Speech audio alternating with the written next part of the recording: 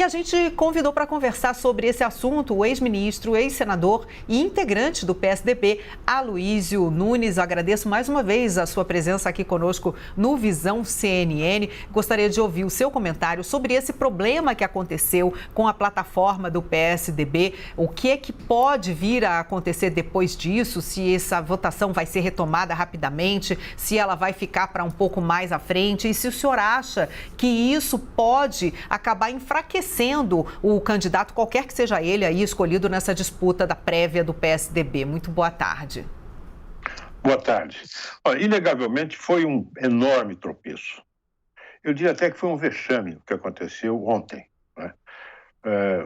Você tem uma prévia que mobilizou muita gente, mobilizou a atenção da mídia, das forças políticas, mas na hora da decisão, o aplicativo que foi escolhido para captar os votos à distância não funcionou. Eu mesmo fiquei desde cedo, tentando votar, até o fim do dia e não consegui votar, assim como eu, muitos militantes do partido não conseguiram. Realmente uma coisa horrorosa, criou uma grande frustração e acho que a responsabilidade por isso tem que ser apurada. Uma empresa que se propõe a desenvolver um aplicativo para algo que não é tão complicado, ele não criou uma nova tecnologia, simplesmente sabe fazer uma aplicação de tecnologias já existentes e não consegue colocar para votar 40 mil pessoas, é um absurdo, é algo que não tem cabimento. Você veja, um desse programa, um Big Brother desse da vida, em minutos votam 1.200.000 pessoas.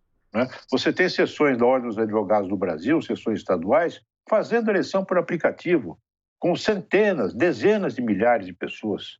E na prévia do PSDB estavam inscritos para votar apenas 40 mil pessoas. Então, isso é uma coisa inadmissível, tem que ser apurada a responsabilidade dessa empresa e ela tem que ser responsabilizada. Esse é um problema de natureza tecnológica. Mas eu acho que há também um problema de natureza política nesse caso. O primeiro problema é a baixa adesão dos militantes do partido, dos membros do partido, ao processo eleitoral. O PSDB tem em torno de 600 mil membros no Brasil inteiro. Se filiaram, se cadastraram para votar, 40 mil. É muito pouco. Isso mostra um problema político, que é a desconexão entre a base do partido e a sua representação formal.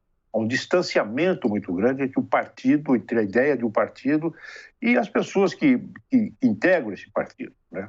Muito grave isso.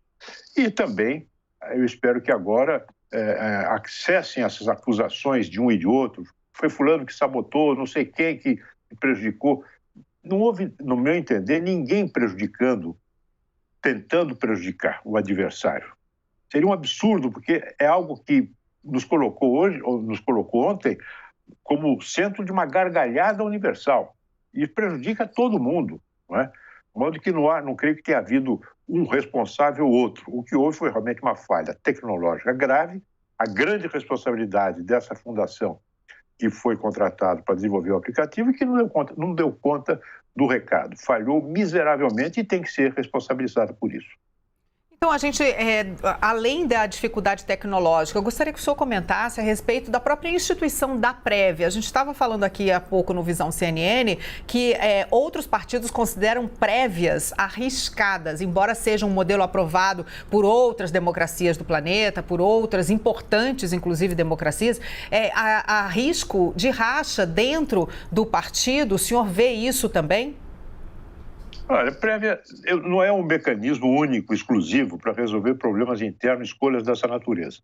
Eu mesmo participei de vários processos em que havia grandes disputa muito acirrada por determinadas posições, e acabaram sendo objeto de uma composição no partido, através de uma convenção nacional, né? Houve muitos casos assim, e nem por isso deixou de ser legítima essa escolha.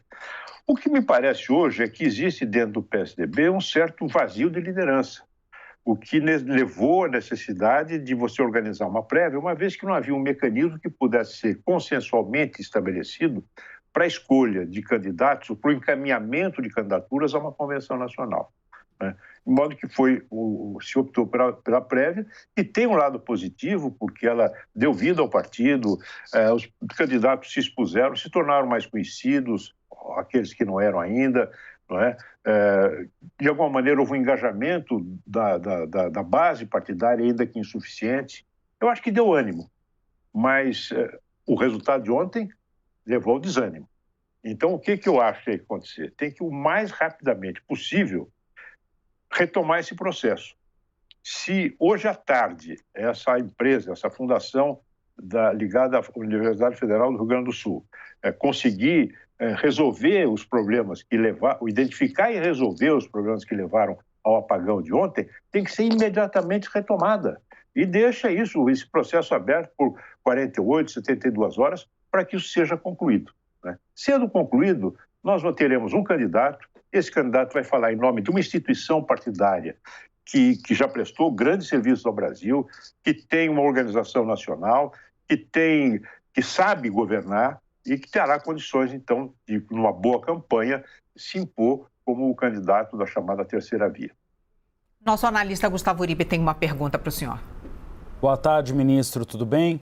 Ministro, ontem nós vimos, pelo menos a deputada federal Mara Rocha, fazendo discurso a favor de Bolsonaro. Arthur Vigílio também disse que tem a necessidade de se fazer dentro do partido, tentar separar essa bolsonarização dentro do PSDB. Como o senhor avalia esse processo? Acha que realmente o partido deve tomar algum tipo de decisão em relação a esses parlamentares ou dirigentes que defendem o presidente Jair Bolsonaro e não o candidato que será escolhido pela sigla para o Palácio do Planalto?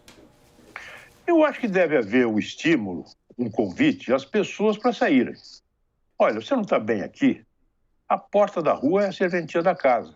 Tchau, vai embora, seja feliz onde você achar melhor, onde você se encontrar melhor. Isso.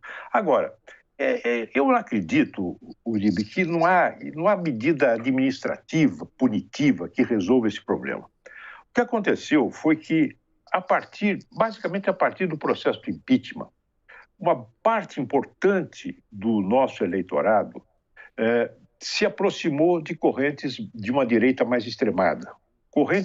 Setores da direita moderada que existiam dentro do PSDB acabaram sendo absorvidos pelo bolsonarismo.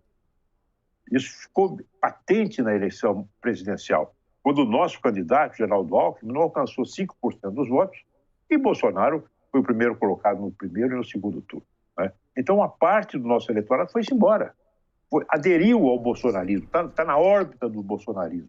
E muitos parlamentares, muitos dirigentes locais, prefeitos, governadores, senadores, foram eleitos nesta base eleitoral mais de direita. Isso é que acontece.